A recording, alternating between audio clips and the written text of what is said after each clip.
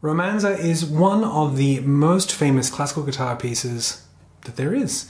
It has appeared under the title Romanza, Spanish Romance, and Jeux Interdits, pardon my French, means forbidden games. It was the name of a movie that this featured in. The provenance of this piece is also a little bit under dispute. It's often attributed to Anonymous, one of classical guitar's most prolific composers, but there's been a lot of discussion about it actually being written by Narciso Yepes, the 10-string Spanish guitar player, who often performed this as an encore in his concerts. There's no definitive attribution to this composition, but nevertheless, it is a classic of the repertoire. I think it's so popular because it has a very strong melody.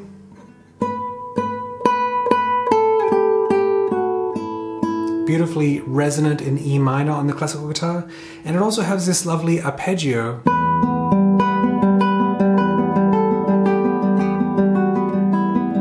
Which not only lets the guitar sing and be resonant, but it is also very guitaristic. The hand fits the arpeggio very well, going A, M, I, A, M, I, A, M, I. And that is where I would like to start with this lesson on the piece. I'd like to start looking at the right hand. The right hand figure is repetitive throughout the entire piece, so it's worth really being in control and understanding the movements from the get-go. We have, as the components of our arpeggio, A, M, I, A on the first string, M on the second string, and I on the third string, and then open E bass. There are different permutations of this, and sometimes A goes on the second string, but usually it's this formation. In terms of balance, we have a pretty clear melody here. Even though in the music you'll see the notes are connected to one another by beams, the B, from the very beginning, that top line, the first note of each grouping, is definitely the melody. And one of the first things to do in this piece is to play the melody alone.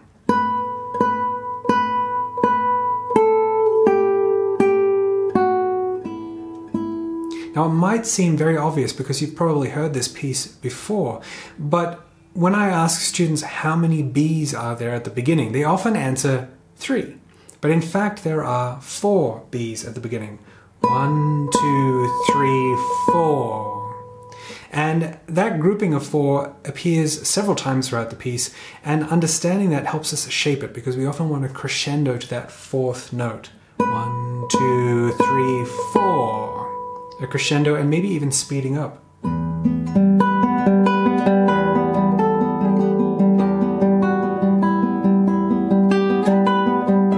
2, 3, 4. So I really encourage you, even though it might seem very simple or simplistic to you, to play the melody on its own throughout the entire piece. This is a good skill to develop in your practice technique anyway, and this piece has a very obvious melodic line, so I encourage you to do that. Now next up is balancing that melody line along with the accompaniment, the inner voices, and the bass. The hierarchy of importance goes melody, just the first string there with the A finger, then the bass, and then the accompaniment. Now, as a general rule, when you have repetitive notes like this B and G, they can be very soft and you don't have to bring them out. If you bring them out, it suddenly becomes much more rhythmic rather than harmonic.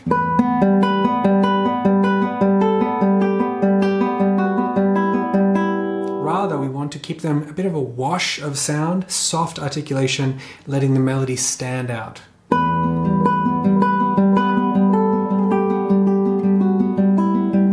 Your first task is to get the balance right between your A finger and M and I. So we can start by simply going A, soft, soft, A, soft, soft, A, soft, soft. Now something that's going to crop up when using your A finger for the melody on the first string is that you might get a brighter sound. You might get this. Now with the standard classical guitar right hand position, you'll find that the A finger actually goes slightly more ponticello than the other fingers and a bit more square on as well. So to counter this, you can actually dip your wrist just a little bit so that the A finger lines up a bit more across the string. So I, M, and A make a bit more of a line across the strings instead of on an angle. And you can get a slightly more mellow and rounded tone on that A finger.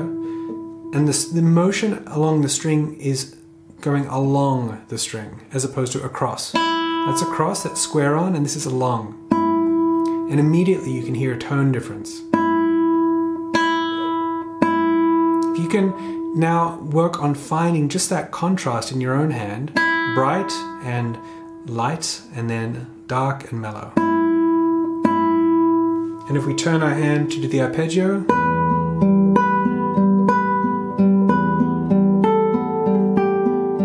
we get that really lovely singing sound in the top line there. When it comes to the bass, you have really, I think, two options. You can either play with the flesh of your thumb, which gets that soft articulation, which actually works very well in this piece, or you could use your nail. They have different sound qualities and also slightly different articulations. I think it's quite nice to experiment with playing with flesh in the minor section. And then perhaps to bring even more brightness along with the major key to the second section, we can have nail in the bass. So not only a brighter harmony, a brighter key signature with that E major key signature, but also a brighter sound with that nail in the thumb. So, from the beginning it might sound like this.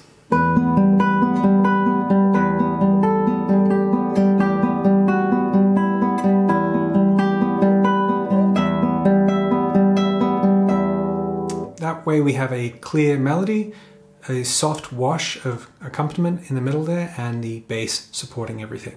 But how do we take that and transform it into this?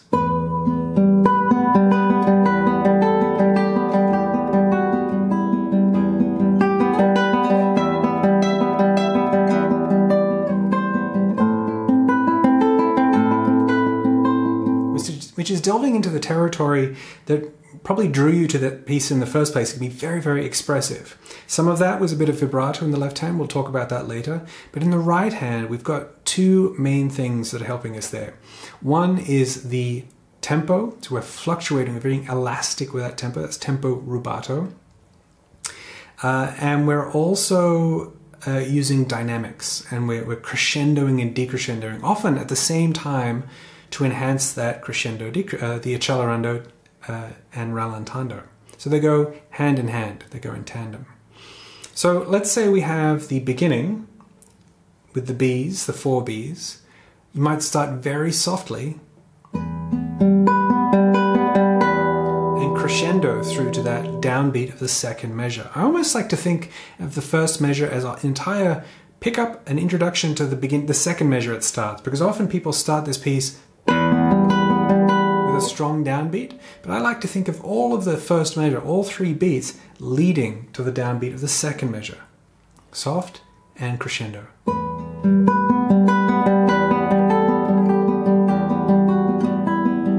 And you can hear how we follow the contour of the melody as it descends, we get softer as well.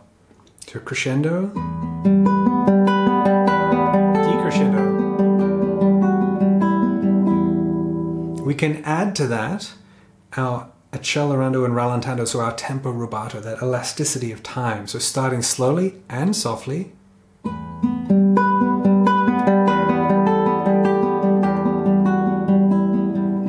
When I combine both tempo rubato and also dynamics, I like to think of it in terms of energy, getting more energetic and losing energy. That way we think of speed and volume at the same time. So that's one way you can conceive of it.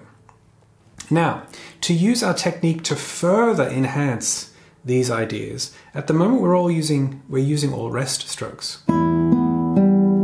But in the right hand you might want to consider using some, did I say rest strokes? We're using free strokes. All of them are free strokes.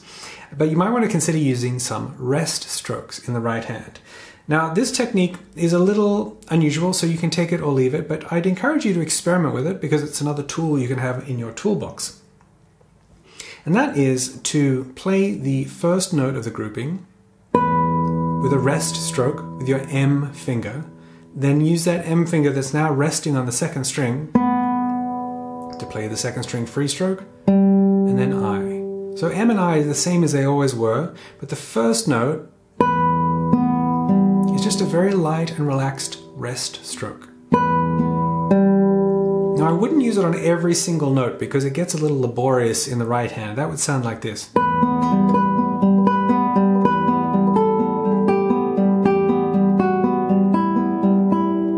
It works, but it won't work for long. It sort of will get a bit labored over the course of the piece. But I would suggest there are a few notes that it makes quite a lot of sense on. Right at the very beginning to control the first note of the piece. It doesn't have to be loud, but it can be a nice, controlled, soft rest stroke. Here's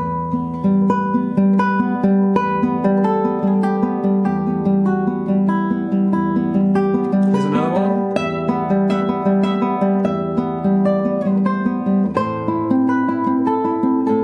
Any place where you might want to give that little bit of emphasis. Dee da da dee da da dee da da da da da dee da da da. So any of those E sounds could be reinforced with a slight rest stroke in the right hand. I've talked about this technique in other places. I've sometimes called it a double stroke, because you go once and then again on the next string. It works really quite well.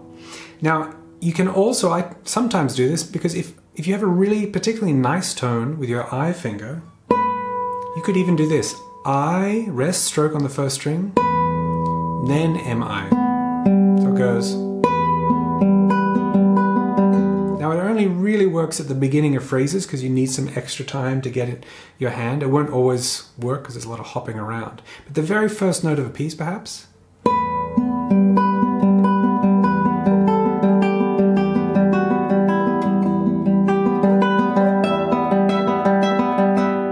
Experiment with that and see what fits in your hand to help you be expressive with these melodic lines. Now, the only time in the piece where the roles reverse in terms of hierarchy is at the end of the first section and the end of the second section. And that is because the bass has something interesting. So if we go to measure 14, 14 is, and now the bass.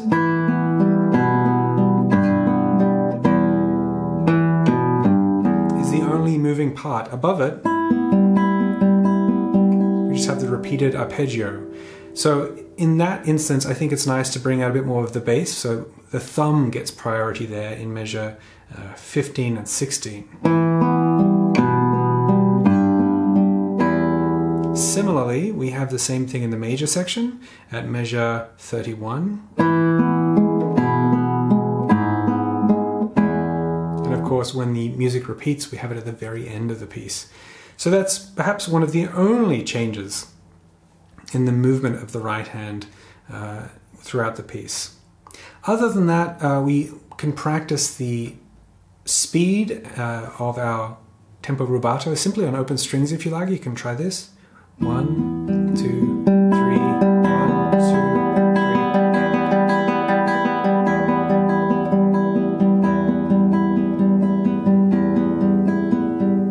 Of course, I'm instinctively adding dynamics to that as well. Again, the energy feel. It's almost like a gust of wind going through trees.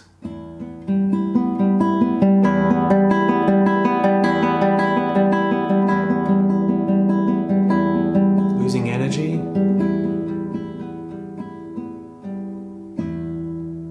So you can practice that perhaps in isolation, just the right hand on open strings, and it's exactly the same movement that you'll be using throughout. I think establishing a good right hand technique is going to allow you to then focus in on some of the particular left hand challenges that this piece presents. Romanza as a piece of music is often underestimated in terms of the difficulty level. It's prescribed sometimes as a beginner piece, and I can understand why. It's because we start out with such a lovely, easy opening. And immediately we get the sound of the piece, the idea of the melody, and we think, oh, okay, great. There's not too much to this piece and it's already sounding good. But as soon as the barres start to creep in, we get a little bit of an inkling in that first minor section that there's some trouble on the horizon. And lo and behold, come the second section, there certainly is. There's really some great challenges in the left hand here, and there's some finessed choreography that's needed to actually play this well. So we're going to dive into that now. Let's start from the beginning, and as we get to that second section, we'll encounter some interesting approaches to help our left hand navigate this piece. As we start, we have these exposed melodic notes. And these first ones, it's on the 7th fret of the first string, this B. It's a very beautiful note on the guitar, and it happens to be right in the middle of the string as well. So we get a really good opportunity here to do vibrato. So on the Bs, and then the E's, that come later on the next line, they're really good opportunities to add a little bit of vibrato that brings the note to life.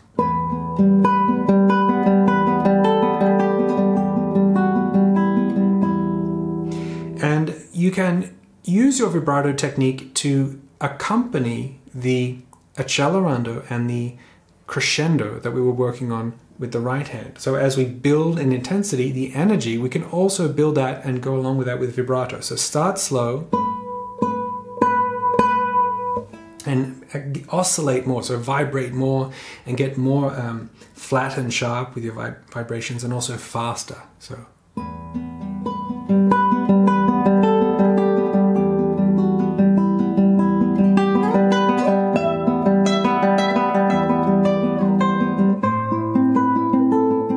There are going to be some opportunities as well, like here,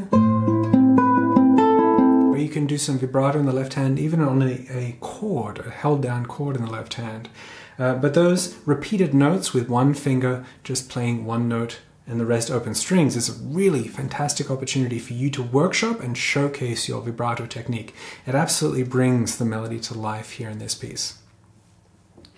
The fingering is again impacted by the fact that there's so little going on in the opening of this piece. So what's written is 3, 3, 3, 3, 1, 2, 2, 1, open, open. 1, 4, stretch there, and then slide with 4, 4, 4, 4, 4. That works very well. However, there are many different ways to play this and ways to play it well. I had to put something in the addition.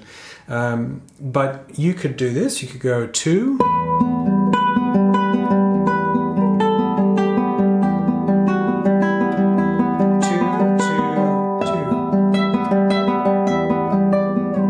Once you start getting to this barre, then options become a little more limited, but there's really quite a lot of freedom to choose different fingerings in this first passage. And if you find some other passages too where the left hand is very isn't being asked very much to do, feel free to use fingerings that you feel suits your hand the best, and that also gives you an opportunity to be expressive. Maybe that has the expressive possibility of going with the slide, the portamento.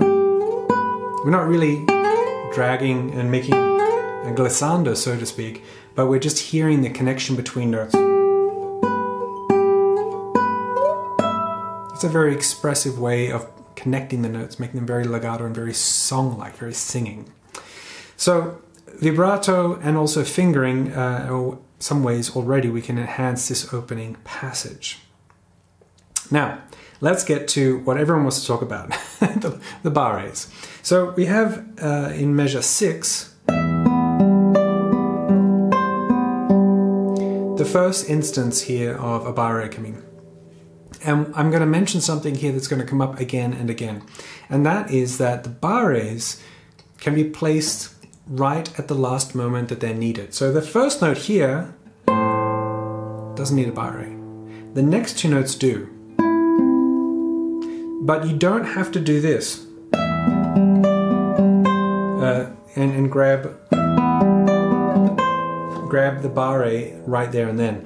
That's probably not the best example of it. We'll come up across some more. But we can see that we can play that first note and then put down the barre. Similarly, it's important to acknowledge that it says 5, V, for the 5th fret, barre, and 3, indicating you only need the barre on 3 strings. So careful not to overexert yourself and expend energy that you'll need for later and put down the barre on more than 3 strings. You only need 3 strings. Now here's the first instance of a challenging jump, I would say, and one of the things we need to look out for is the note that comes immediately before a shift like that, or a barre. So we've got, that's the note, that's C there on the 3rd string, it's part of the barre, and that comes right before we do that. And it's really, really easy to drop that note out. Just not play it at all, because we're more concerned about playing the barre, what comes next. So I'd encourage you to play it slowly and really listen out for that 3rd note in the grouping. Even slow it down and over-accent it in the practice process. Now here in measure 9, we have a good example of an opportunity where we can put down our fingers in sequence, sequential fingering. So we've had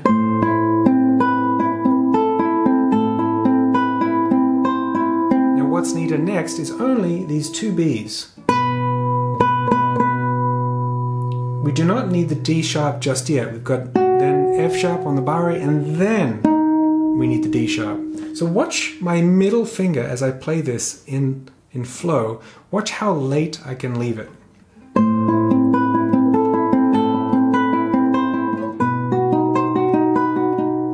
So that, it's a fraction of a second, but to us guitarists it actually makes quite a difference. It allows a much more relaxed, fluid motion in the left hand, and it saves that energy. We're not gripping all the time. This one we have to sort of go out of our position really here to grab that note. So normally we would talk about having a rounded 4th finger, but here we actually have to extend out flat our 4th finger.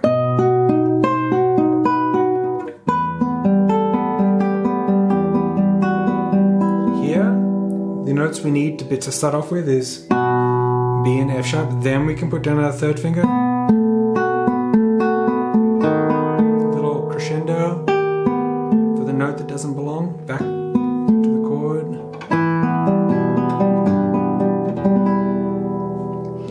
At the end there we have written a 3-beat E minor harmony. Several editions you'll find will have some connective material that go into the next section, and they often sound like this. 2, 3, 1. That's very nice, so I welcome you to add those and have a listen to other versions, other editions, and take what you like, and as they say, steal like an artist. So here we go, let's dive into the second section now. So we're changing to the parallel major. We've been in E minor, now we're going to E major. And the musical effect is this lovely lift, and that's why I suggested with the right hand maybe we could use nail now, and overall perhaps a slightly brighter tone. Okay, one of the first really challenging barres. So take your time there to get that 3rd finger down. Again, we have a little bit of time.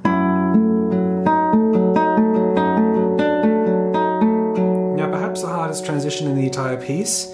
To get from here, we've got a barre, and to get to here, it's very hard not to at least drop out that note or to get it in time. So here's what I like to do. Sometimes I use musical expression to cover over the technical challenge. And so it's a win-win situation. It becomes technically easier, and the musical expression benefits because it still works. It's not something that doesn't work. It's not just forcing it, and actually we're using it to our advantage. So first of all, you could slow down a little bit, and then I like to slide, and you'll hear the slide when I play it in sequence. Slide up the 6th string, and then I split the notes. I play the B first and the C sharp second, and it gives me the fraction of a second to get ready. Let's see what that sounds like in sequence. So I'll go from measure 19.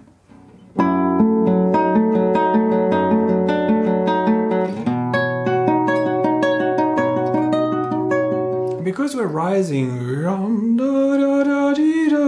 that kind of slide and split actually sounds very expressive and convincing. So just make sure to not split notes prior so we can save it just for that moment and will help us technically.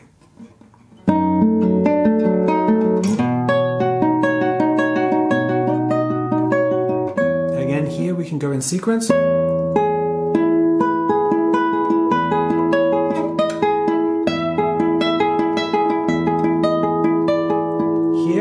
To get our A major shape, so we get fourth finger and only fourth finger, bar A, second finger, everything in sequence.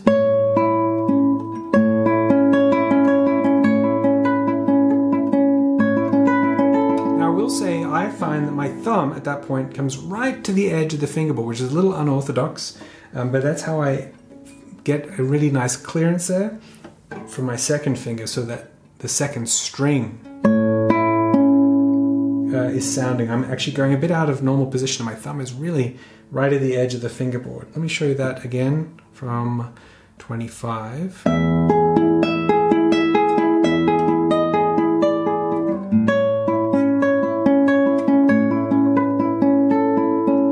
I even, did you notice I dip my shoulder down? Gives me a tiny bit of clearance again over that second string. You can experiment with that. The thing about dipping your shoulder to help you in your left hand, absolutely fine, just don't forget to come back up. If you forget to come back up, you get stuck in this crunched position for the rest of the piece. So breathe and come back up, and then we have a sequential placement again. 3, 4, 2 in sequence. Sequence to the bass. And that second section is several, I don't know what to say, several chunks. It's more difficult basically than the first section. So just be aware of that. Maybe even start your work on this piece in the second section, because it will take that little bit longer. But it requires quite a sophisticated mastery of the barre technique and shifting into those. So the return of the theme and the A section is something that I like to think of pieces of music almost like a story, and we have a protagonist or perhaps multiple protagonists, and something's happened to that protagonist. So at the beginning we might have, I like to keep things relatively simple at the beginnings of pieces, so that we've got room to become expressive. So maybe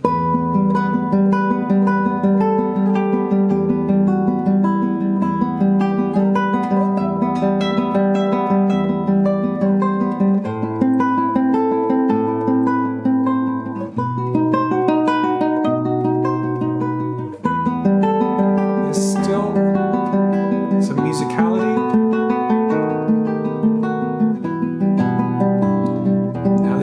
The first time.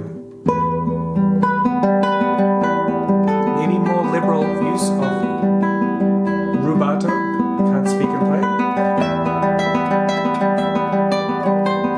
Bigger crescendos. Tone change. Little ornament.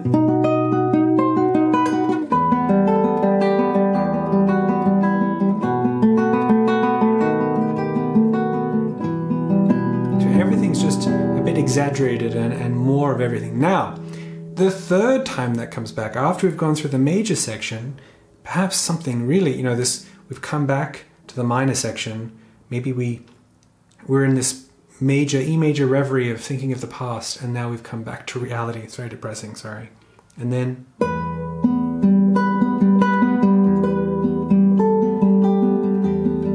softer, more broken, slower.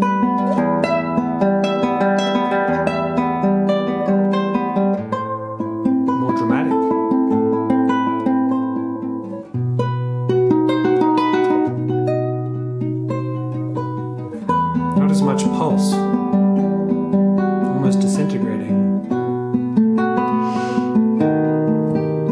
Ponticello.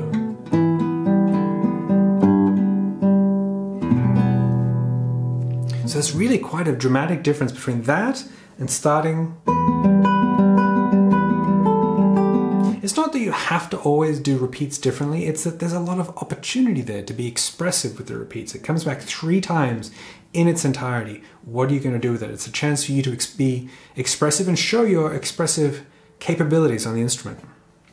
So, I hope you enjoy working on Romanza. It's one of the classics for a reason, and it's a chance for you to explore barre technique, vibrato, balance your right hand, voicing, and to be very, very expressive with tempo changes, tempo rubato, crescendo, decrescendo, and that idea of energy coming and going, and then finally being expressive over multiple repeats, seeing what you can do creatively and musically throughout the piece. Enjoy!